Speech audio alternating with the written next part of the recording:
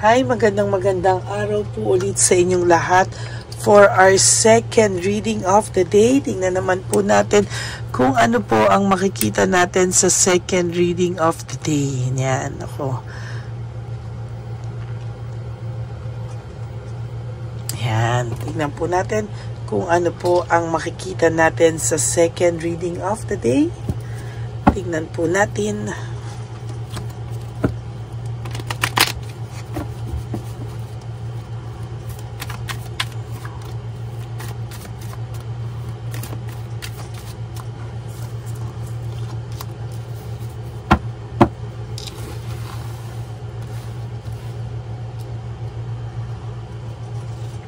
One, 2, 3, 4, 5, 6, 7, 8, 9, and 10.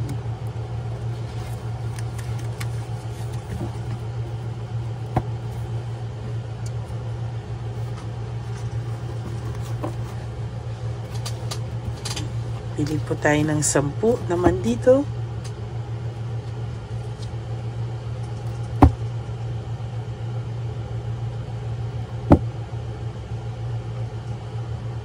Yan, teka po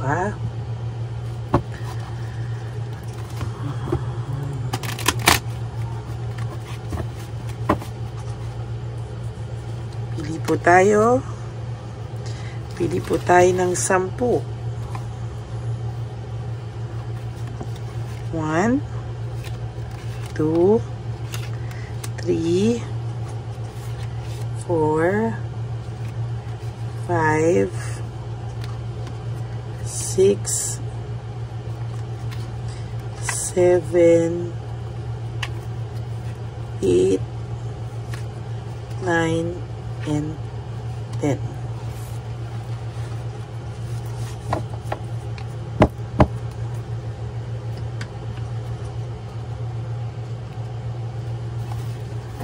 Ito pala.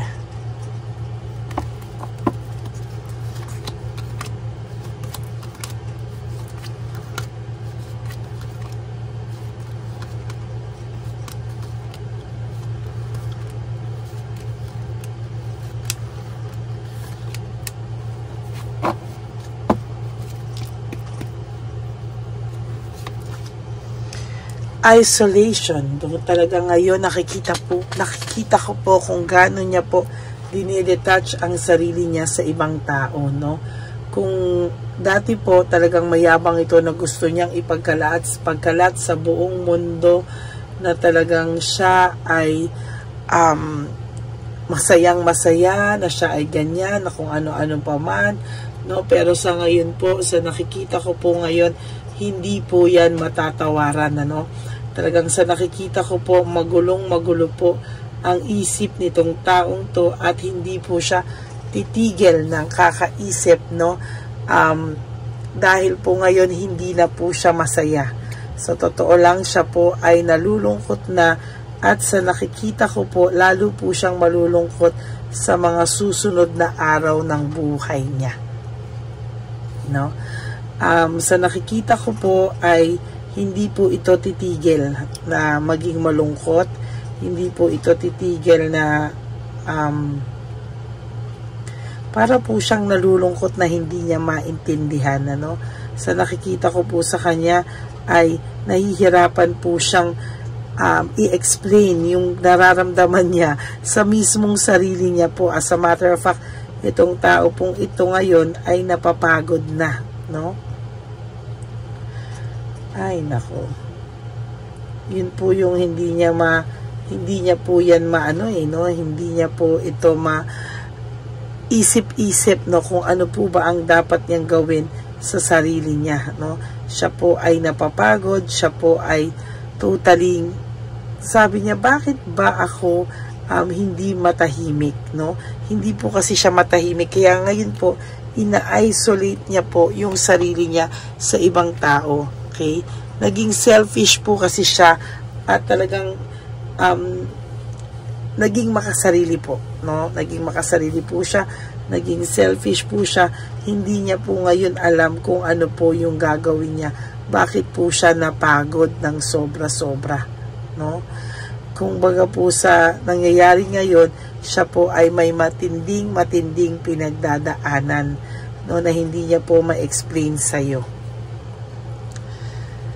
Nakakaramdam po siya ng emptiness and dependency. Namimiss niya po yung pagiging, namimiss niya po talaga sobra yung, meron siyang natatakbuhan, ano, meron po siyang natatakbuhan, meron po siyang, namimiss niya po yung tipong gustong-gusto niya pong, yung paglalambing mo, yung pag-aalaga niya po, hinahanap-hanap niya po kung paano mo siya alagaan, no, na nasa iyo na daw ang lahat. Pero kahit ganun na po ang ginawa mo sa kanya, ayan, no, natukso pa rin po siya sa iba, no? Natukso pa rin po siya sa iba at hindi niya po inakala. Ngayon iniisip niya, ano pa bang kulang, no? Ano pang kulang? Bakit niya po nagawa yan sa iyo? Hindi po kasi siya makontento, no? Hindi po siya makontento. Yan po ang problema sa kanya, no?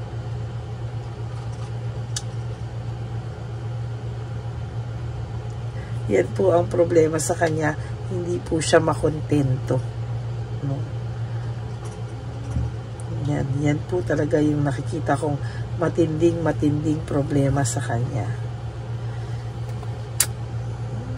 Yan, no? Naghanap po siya ng adventure, action, no? Parang wala po siyang takot ng mga pinapasok niya po ito, no? Talaga pong sa nakikita ko ay wala po siyang, ayan, no?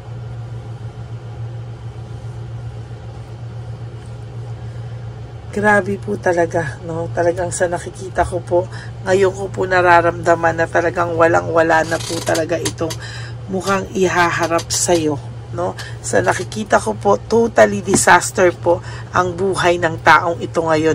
Wala pong sumusuporta sa kanya, panay conflict po ang buhay niya. Siya po ang may kagagawan niyan kung bakit panay conflict din po ang buhay niya, no? Cold heart and bitterness. Panay bitterness po ang nakikita ko sa kanya. As of this very moment, medyo may pagka-bitter pa din po ito. Lalo na po, no? Pag yung mga tulad ng iba na hindi na sila pinapansin, tulad po ng iba dyan na parang ang pakiramdam po sa kanila ay ready to move on na. Pag ito pong taong itong lahat ng to, diba sila po yung nag-block sa inyo, dun po sa mga, kayo naman po ang magbablock, sinasabi ko po sa inyo, iiyak po ito. No, mayabang lang po siya, bitter lang po siya, pero there will come a time, no, na siya po mismo ang manghihinayang sa'yo, no? Magkakaroon po siya ng resentment balang araw and desire to reconcile. Pag naramdaman niya po na ayaw mo na, pag naramdaman niya po na parang hindi mo na siya gusto, parang nagmo-move on ka na with your life, nako, dun mo po mapapatunayan yung sinasabi ko na tsaka po ito uurong sulong dyan, ano? Na parang hindi niya po kakayanin. Tandaan mo po ito, hindi niya po kakayanin pag ikaw po ang nawala sa kanya. Mahihirapan po siya. Mawawalan po na siya ng motivation, magkakaroon po siya ng lack of passion, uninspired po siya sa buhay niya. Hindi po siya magkakaroon ng gana kahit pa po anong gawin niya sa buhay niya, mawawalan po siya ng gana. Totally, hindi niya po yan talaga kakayanin, ano? Talagang siya po mismo ang mabubwisit na din po sa sarili niya. Hindi niya na po alam kung ano po ang gagawin niya. O yan, no?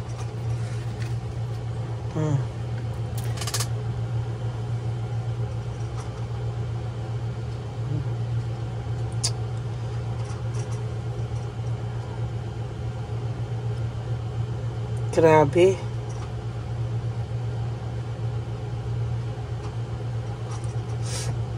Pinapakiramdaman ko po siya ngayon, Talagang sinasabi ko po sa iyo, no?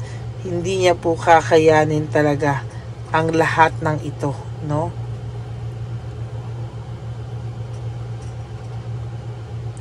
Hindi hindi niya po hindi niya po kakayanin pag ikaw po ay nagkaroon na ng iba, no? Talaga po siya ay mahihirapan po.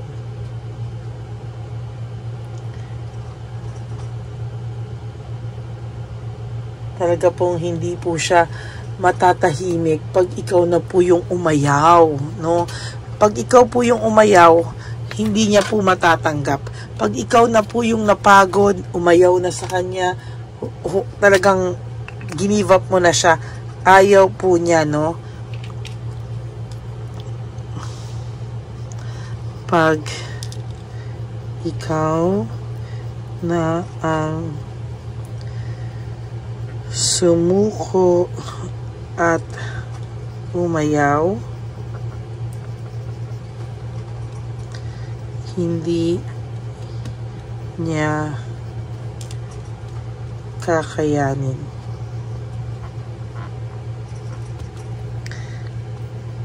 Hahabol ito sa'yo. Kahit po, alam mo yung tipo na kunwari pag ikaw na po yung sumuko at umayaw, hindi niya nakakayanin. Hahabol sa ito.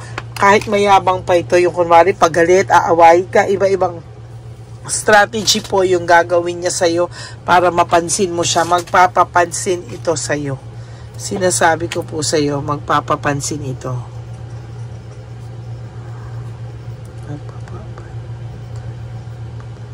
Ito sa'yo. Kahit naaawain ka niya kunwari, mumurahin ka niya kunwari, basta magkukuha po siya ng atensyon sa'yo. No, kung mataas po ang pride nito, aawain ka nito, mumurahin ka at kunwari kung ano-ano po ang gagawin niya sa'yo, sa totoo lang. Yan o. No? Lahat po ng gagawin niya ay wala na rin pong dating pag ikaw yung umayaw. Pag ikaw na po yung umayaw, tandaan mo, hindi na po hindi mo na po, parang yung sarili mo, iisipin mo, ayoko na pala sa kanya. No? Yan po yung maiisip mo talaga at talagang hindi ka na po papayag talaga, no?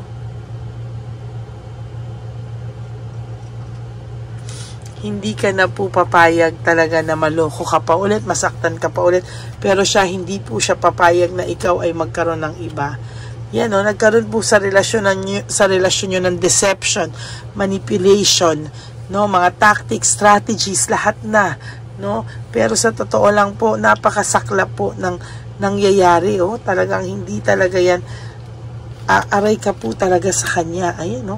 Laziness, work without result, result, tatama rin na po talaga siya sa lahat-lahat. And eventually, siya naman po mismo yung maghahabol sa iyo, pero talagang darating po ang araw, aayaw ka po din sa taong ito.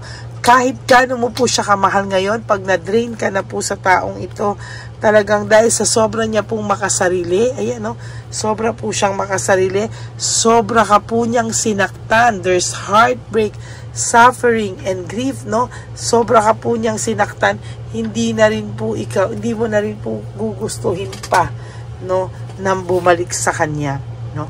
Mako-confuse po siya, bakit sa mga oras na yan, parang gusto niya pang bumalik sa iyo, parang hindi pa siya masaya, talagang magtataka po ang taong ito, bakit, no?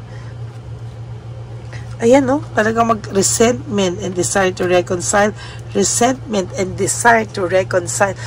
sa bandang huli po, nanaisin niya po talagang bumalik sa iyo, no? Talaga pong hindi po ito mapapakali, oh. Leaving home, making decision, no? Making decision. Talagang hindi niya po kakayanin. Talagang pag ikaw na yung nagdesisyon, umayaw, naggawa ka na ng desisyon na ayoko na, this is it, magmumove on na ako, I will block him also or her also. Ayan, dyan po talaga kayo magkakaroon ng magkakasukatan, no? Out of trick ngayon po, out of touch, trickery, yan po, no? Lagi ka po nitong gino-ghosting, minsan hindi po siya magpaparamdam, ganyan po, no? Talagang dadaanin ka po niya sa ghosting, pero alam mo, sasabihin ko po sa'yo, no? Siya po ang magkakaroon ng self-pity, loss, grief, siya po ang lahat ng gagawa na yan, ang makakaramdam niyan sa susunod. Sinasabi ko po sa'yo, mayabang lang po ang person mo. Sige, magyabang ka na magyabang. Pero there will come a time sa oras at araw na hindi mo na po siya inaasahan. Doon lang po siya magigising at hahabol-habol siya. Sa oras at araw na hindi mo na siya inaasahan, doon siya biglang magpaparamdam at susulpot po sa'yo. Okay, so that's it for your second reading of the day. I hope na naka-resonate po kayo. Please, kung naka-resonate po kayo, please give me a like and comment down below. Hindi po welcome ang bashers dito at scammers, no? Tandaan nyo po yan, ano? Lahat po ng mga scammers, hindi po, no? Yung Lady Elena scammer po na isang account, hindi po ako yun, no? Tandaan nyo po, my only official legit account is Lady Lee Elena. That's Ladyly Elena. Nasa dulo po yan ng ating video. Diyan nyo lang po ako makukontak. Yung bago po ko ilabas yan, sa dulong-dulo po yan. Pero ipapakita ko muna po sa inyo yung profile po ng scammer. No, yung profile po ng scammer para hindi po kayo malinlang at hindi po kayo mauto ng scammer natin. Masasaktan po ako kapag meron po sa inyong naloko ng scammer na yon. Okay? So maraming salamat po sa inyong lahat. At saka po, for those of you who would like to have a private reading with me, lagi nyo pong sasabihin kapag desidido na kayo kung pwede nyo marinig ang boses ko. At kung hindi pa po ako nakaka-reply sa inyo agad, wag po kayong gumawa ng any moves or decision. Hintayin nyo pong makausap nyo po ako para siguradong sigurado po tayo. Although nakikita nyo naman po sa dulo ng ating video, nandyan po ang Lady Lee Elena. Okay? Maraming salamat po sa inyong lahat. And for those of you who would like to give me a super thanks for this video, I would really appreciate that and love that from the bottom of my heart. Lalo na po nalalapit na po ang ating One Love a Day Christmas edition for our dear lolos and lolas. Maraming salamat po sa inyong lahat. And God bless you all. No? Mamimili na po tayo para sa ating One Love a Day. At magbibigay din po tayo ng mga ampaw, pambili nila ng mga gamot. At maraming salamat po sa lahat ng suporta nyo. No? Tayo po ay magbibigay ulit ng saya para sa ating mga lolos and lolas sa kalye. Maraming salamat po. And God bless you all. No? Ang akin lang pong paalala sa inyo is that sa aking mga ever loyal and solid and faithful Lady Elena family, maraming salamat po for not skipping ads. Tulong nyo na po yan sa ating channel para mas marami po tayong matulungan ng mga ating street lolos and lolas. Maraming salamat po and God bless you. And mahal na mahal ko po kayong lahat, kaya ayoko pong ma-scam kayo. Kaya make sure po na kayo ay attentive at alam nyo po yung account ng Peking Lady Elena. Okay? Maraming salamat po sa inyong lahat. And of course, lagi nyo po isipin that life is so short. Don't make it shorter by stressing yourself from all the pains and heartaches na binigay sa inyo ng kahapon. Just surrender everything to the divine universe and just let go and let God write your life and love story. I will be back for another set of reading. Huwag po kayong malungkot, ha. Magbabalik po ako para sa third reading natin at try ko pa pong bigyan kayo ng bonus reading for today. Ayan. Maraming salamat po sa inyo. God bless you all and I love you all. At sabi ko nga po sa inyo, just live for today. You do three things that will make you happy for today. Prioritize yourself and tomorrow is another day. Makaka-recover at makaka-recover po kayo laban sa mga nanakit sa puso nyo, ng scam ng puso nyo, no? At kaya po wag na po kayong magpa-scam sa scammer dahil marami na pong nag-scam sa puso nyo at nanakit. Maraming salamat po sa inyong lahat. God bless you all. Enjoy this Saturday with your family and sa mga taong tunay na nagmamahal po sa inyong lahat. Maraming salamat po and God bless you all.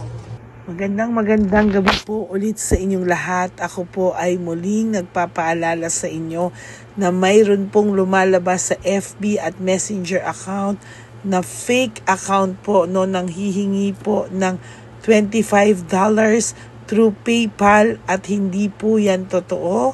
Huwag po kayong maniwala dyan. At pag sinabi mo po na gusto ko pong marinig ang boses nyo or makita kayo, ang sasabihin po ay magbibigay kami ng link, buksan mo yan, at pagkatapos ay makikita mo ako. Wag po kayong maniniwala dahil yan po ay hindi totoo. Yan po ay isang malaking scam na pag binuksan nyo po ay mahahack po lahat-lahat sa inyo. Mahahack po ang inyong mga personal details. Lahat ay mahahack. Ako po ay nalulungkot na ito po ay nangyari, ngunit sa talagang may mga tao pong masasama at may mga tao po talagang hindi makatiis na hindi gumawa ng masama sa ibang tao.